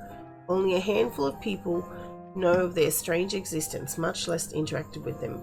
Once upon a time, a human named 𝗘𝗏𝗡 took residence in Rosenwood. She built a small cottage by hand where she resided for the rest of her days. Her cottage was as much a part of the magical entity making up Rosenwood as the creatures, and she would be frequently visited by them. At first they toyed with her, stealing firewood and flowers from her garden, but they soon found that the woman had other talents. 𝗘𝗏𝗡 was a gifted apothecary who worked with fauna and flora, and a possible explanation from her departure from the human world. She helped those around her without discrimination and earned the respect of even these mysterious creatures. One day she found a baby floating along the riverbank, battered but miraculously alive. When she rescued the baby, it spoke to her perfectly in the common tongue, announcing its words like an adult but with the squealing voice of an infant. Impressed, she took the baby and raised it as her own. Days turned into years, and the child became apprenticed to 𝗘𝗏𝗡. They learned and mimicked everything she taught them, even after 𝗘𝗏𝗡's passing. The cottage remains maintained by her one and only apprentice. Her name is Vic. The foxglove should quell your heart palpitations and other heart-related problems. However, the valerian roots are purely supplemental. You steep them in hot water, it makes for a soothing tea. I would recommend you avoid alcohol. It only worsens your heart problems. Thank ye, Vic. I damn near thought I died this morning, but this puts me at ease. The elderly gnome slurs his words as if he's missing about half his teeth, but the sentiment holds. He hands Vic a sack that he's prepared in exchange. Vic peeks inside out of curiosity. These mushrooms look delicious. I'm sure they'll go great with stew. Aye, my pleasure. They're the biggest I could get my hands on. Another happy client marks the end of the morning. Most of the creatures living in Rosenwood operated early in the day, which were the apothecary's busiest hours. Now that Vic has some downtime, she begins cleaning around the house. She picks up a large laundry rack and walks it out the back door. The night before, it started pouring all of a sudden and drenched all of Vic's fresh laundry. Now it was sunny as a summer day without a single cloud in the sky. That was spring for you. After returning to the living room, Vic dusts all the cabinets and tables with a feather duster, cleans all the dirty dishes left from breakfast, then reorganizes her medicine cabinet. This was routine. Even when 𝗘𝗨𝗧𝗧𝗓 was alive, this was only a few of Vic's duties, but she never once found it tiring. In fact, Vic felt lost without a set schedule. As she checked every label jar, she notices that she's low on feverfew. One of her regulars always comes in for feverfew since they suffer from chronic migraines, so it wasn't an option for her to be low on this medication. Vic would have to go on a quick foraging trip. Fortunately, feverfew are perennial, meaning they grow year-round. Vic found it hard to imagine what chronic migraines might feel like without reprieve. The regular described it as jackhammering to the head for hours on end. One time, Vic had accidentally hammered her thumb trying to build a cabinet and the pain was already unbearable. She should be glad.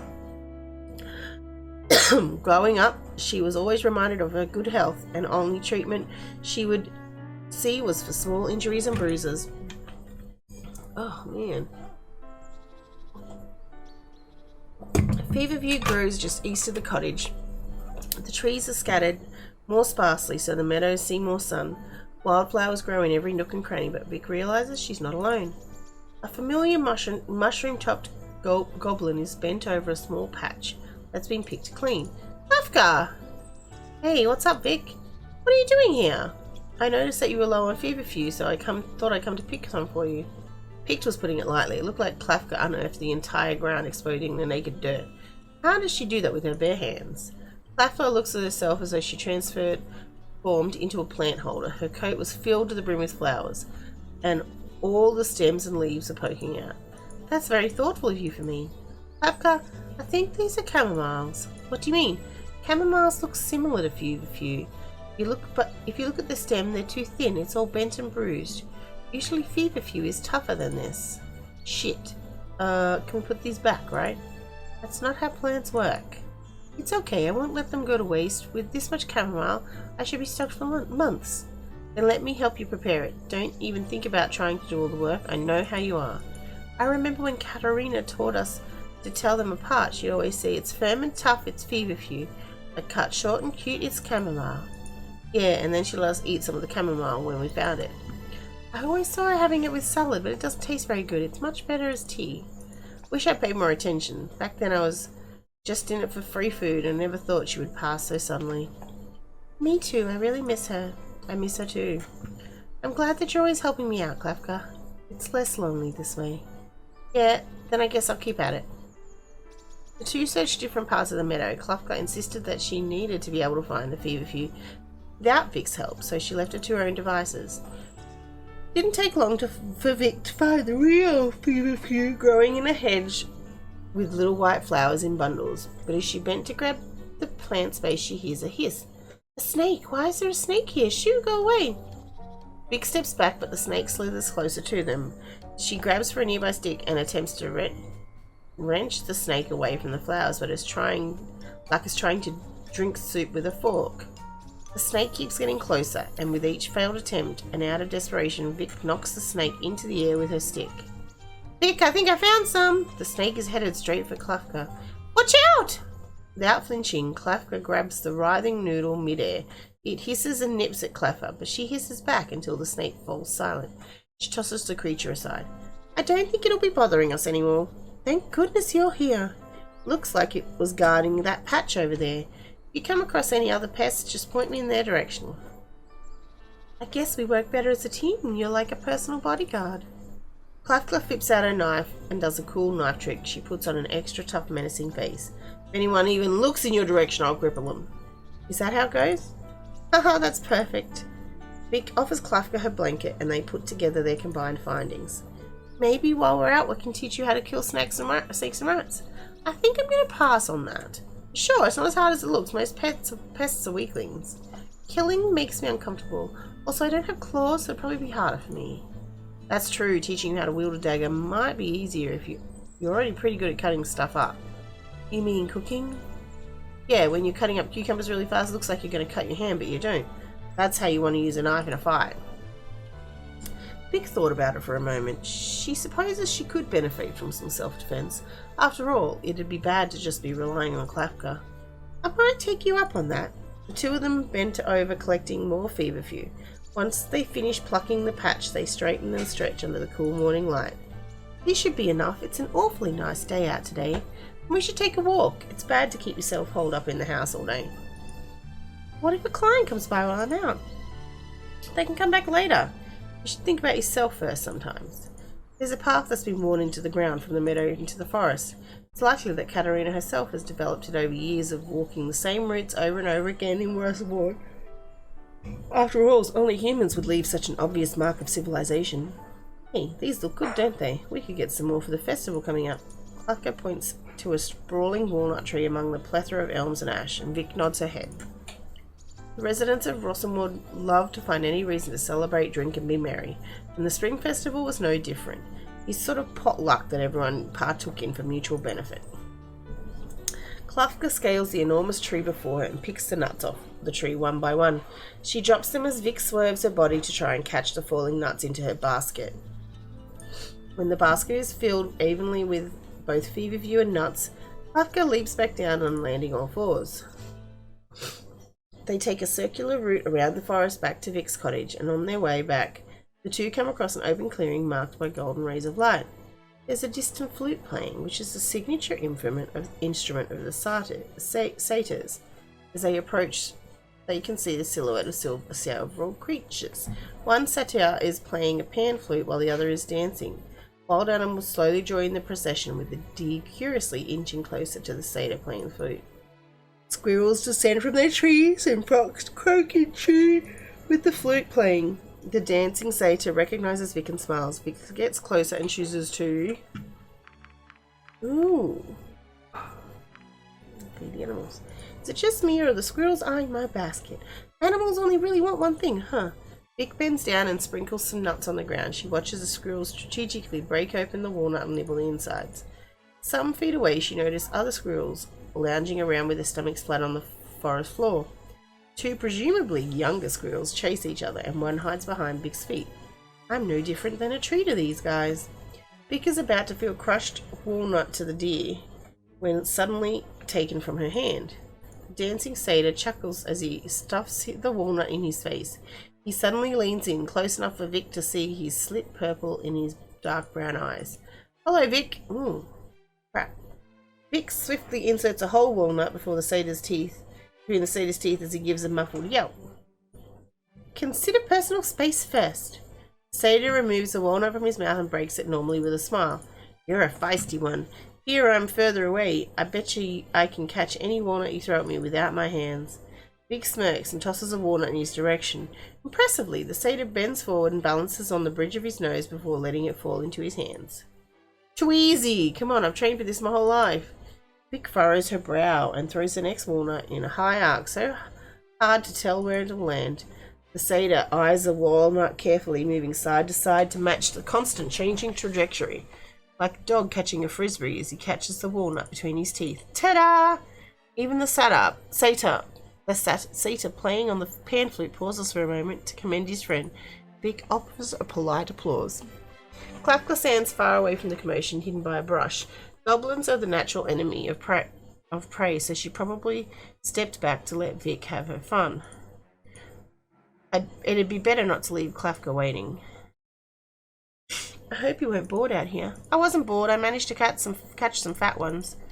𝗘𝗏𝗏 pulled her hands out from inside her coat and reveals a frog between her fingers, which, as advertised, is very fat. What a nice frog. The fat ones are the most tender when roasted. I wish you hadn't told me that. Hey, don't knock it till you try it. Don't you know why goblins are such a nice green colour?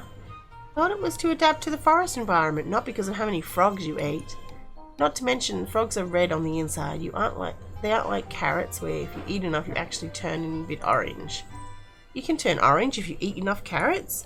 Weren't you just talking about eating frogs? Yeah, but I could become the only orange goblin in existence. That would be cool. I'll mix it with the green. It might be closer to a brownish puke colour. I could become the only brownish puke coloured goblin in existence. Suddenly 𝗘𝗏𝗧𝗏 stops. The look on her face means she's either heard something dangerous or saw something shiny and therefore extremely intriguing. 𝗘𝗏𝗏 bends down and rummages through dead leaves and the dirt. Vic expects 𝗘𝗏𝗏 to pick up some particularly glossy stone and rock. It's popular nowadays for goblins to line their den floors with shiny rocks, the same way some might refurbish their countertops and have a marble finish. When she stands back up, the gleam from the objects is enough to catch Vic's attention. It's a ring. Why would anyone have such an ornate-looking ring in Rosenwood? Vic wonders if Michael lost it when he ventured into the woods, but it's unlikely he wandered so deep. 𝗘𝗏𝗏 puts the ring on her finger. It's obviously not going to fit. Nonchalantly reaches over and grabs Vic's hand, trying the ring on each of the fingers. Aha! Perfect fit! Are you proposing to me? 𝗘𝗏𝗏 stares blankly at Vic. Suddenly she whips her hands away from her. Huh? What? No, I mean, why would I? It was a joke. You know how humans propose. Sorry, I thought you would get it. Oh yeah, I knew that. It's supposed to go on the ring finger anyway, so this wouldn't work. The ring on Vic's pinky finger, but it can't go past the first joint. She takes it off and returns it to 𝗘𝗏𝗏. It looks valuable, but it's still in good condition. Someone must have lost it recently. Or it got washed up by the river and landed here. I doubt they'll be needing it anymore. 𝗘𝗏𝗏 pockets it into her coat, which is immediately followed by an upset croak. Whoops, wrong pocket. 𝗘𝗏𝗏 opens her coat to reveal lines of hidden pockets where she securely places the ring. She just readjusts her coat. It's safer in here anyways. The two friends continue to walk and talk while pushing past tall stalks of grass. Up ahead, Vic can see the front of her cottage yard. Should probably check if my laundry is dry yet. This stuff got rained on too. It was raining so hard yesterday and that water seeped into my den. I'm still waiting for it to dry. Yeah, better than having a dry season though. 𝗘𝗏𝗏 nods her head with a knowing expression. Better to be flooded than starving.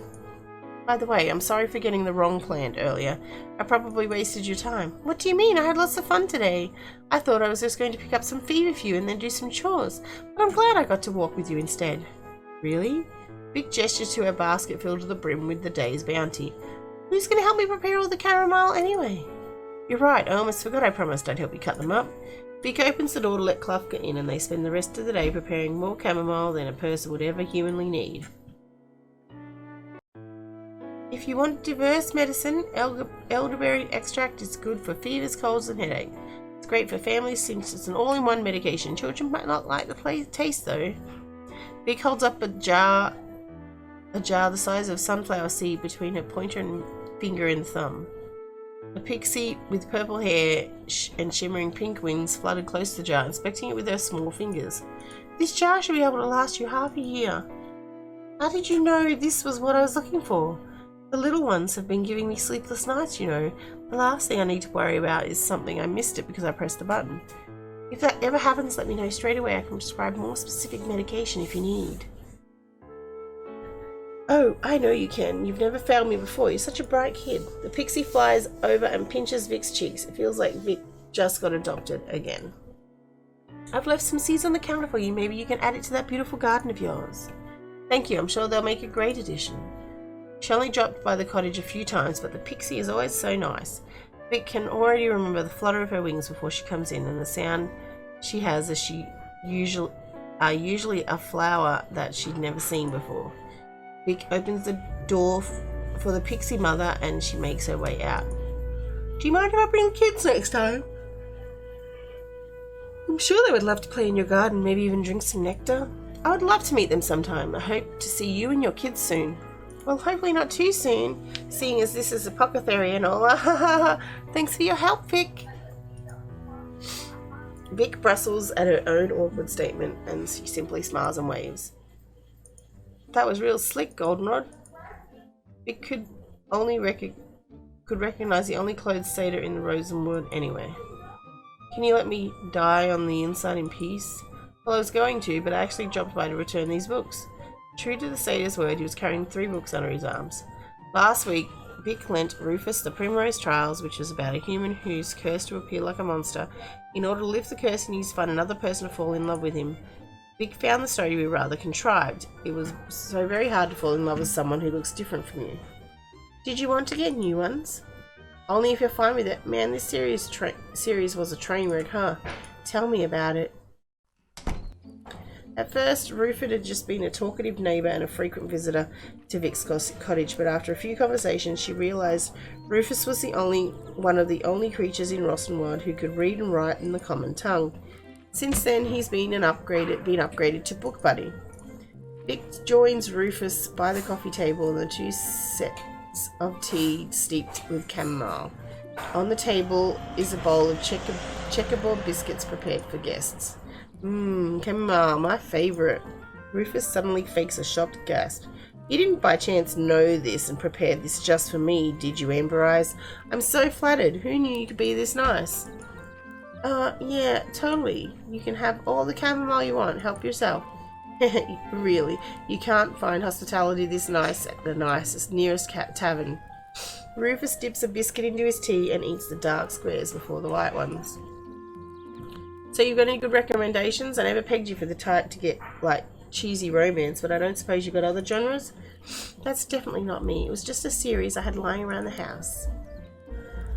Rufus seemed like any other satyr, so Vic had tried to pick a more dramatic title, although in hindsight it's probably wrong for her to generalise. What kind of book would Rufus like? I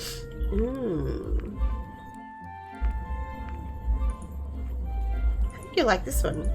Rufus grabs the mahogany cover book and gives it a once-over. Murder of the cursed 𝗘𝗤𝗡𝗘𝗘, eh? It's even red like blood. He reads the summary. Zuin Monk never thought he would be murdered, and his ghost cursed to haunt the detective who also investigated his murder. Can he expose the murderer's crime and stop the detective from getting away with first-degree murder without a corporeal body? Read this thrilling saga to find out. That sounds unnecessarily complicated, but I can't say it didn't hook me in. I'll read almost anything, but do you actually read books like this? No, I just grabbed a random book. I guess I'm not good at recommending things aside from medicine. Well, is there a book you like? A book I like? Vic brushes over several titles before settling on a couple of dense books, stares at the well-worn covers fondly. She takes out and shows it to Rufus. This is a great series if you want something more complex. It's a form of an anthology, and it has everything: drama, adventure, tragedy, and even the story has a satisfying conclusion. They also tell each part of multiple perspectives, and it covers a lot of different settings too. I never get tired of reading these books. Rufus picks up one of the books and thumbs through the pages. The pages are twice as thin as regular books, meaning there's at least 1,000 pages, and smell twice as much a book than a regular book. Wow, this sounds great and all, but isn't this just a botany textbook? After skimming the text, almost all the case studies start with the effects of eating certain herbs with the subsequent poisonings, which were more often than not fatal. Rufus assumes that would count as a tragedy. Is there something wrong with that? No, I guess we just have different ideas of what's the story and what's not. There's big words here like Aphanantius. What does that even mean? It just refers to a plant that's not big or showy. It's not that hard.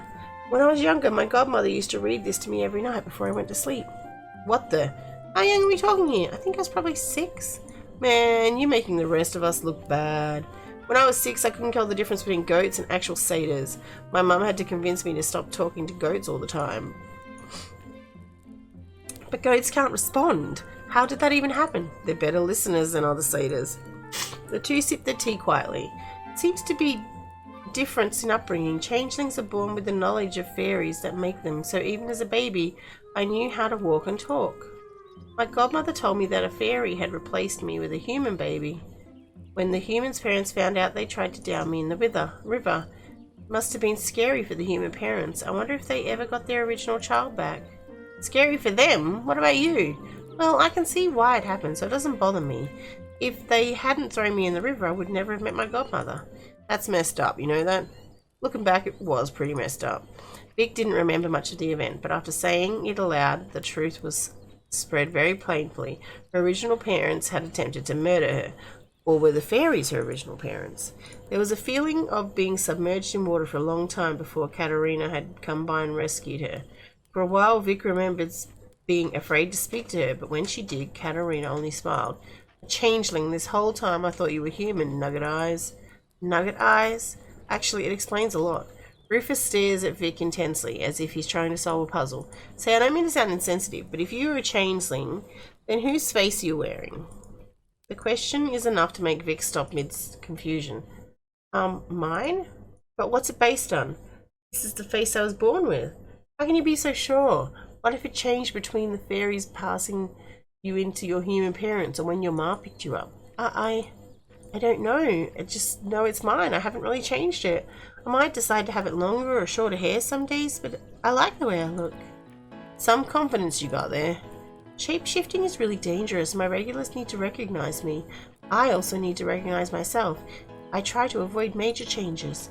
Even though I never thought of it from that angle, you're telling me you basically have a superpower that you never use. Maybe I'll use it when I actually need it. Vic walks back to the bookshelf and skims over numerous books. Rufus accompanies her and points to a couple of leather-bound books before picking one with a steel binding. It's an autobiography of something called the Crimean War from the perspective of a soldier. This one looks neat. Is that the one you want? Yeah, and the one I memorized. And once I memorize more plant jargon, I'll try out one of your childhood books. You don't have to force yourself to read it. It looks like something you enjoy, so why not? With that, the two start to clean up the plates in the living room. Once all the dishes have been put away and the books are in their proper places, Rufus makes for the doorway. Hey Vic, before I go, how do I look? Vic tries to let out the surprise show on her face, the hat that Michael was wearing just a few days ago. What's with the face you're making? If it's bad, you should say to my face. Rufus, that used to belong to a human. Heh, yeah, only a human would make something this tacky. He stayed at my cottage 2 days ago. Oh, is he asking for his hat back? No, Clathcla threatened him, so I don't think he's coming back anytime soon. I just haven't seen a human in years.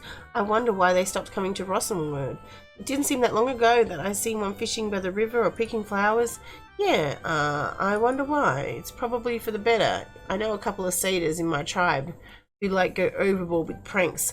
Humans make good targets because they're so gullible.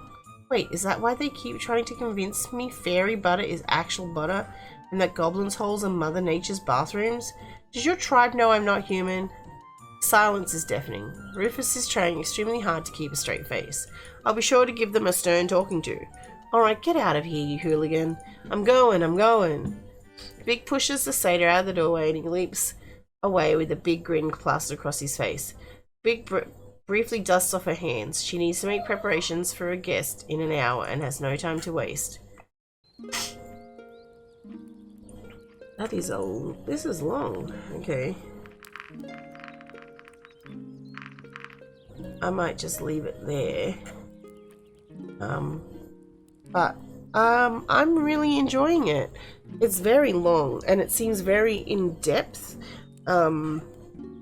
As I've found with a lot of the other stories of visual novels that I've played, there is a lot of story in it, and this one seems to have a lot of lore as well. It would be really interesting to kind of delve into that, so I'm excited to see where this goes. They've introduced quite a few different characters in the first half an hour. It's been 40 minutes of it. So it'll be interesting to see how it goes.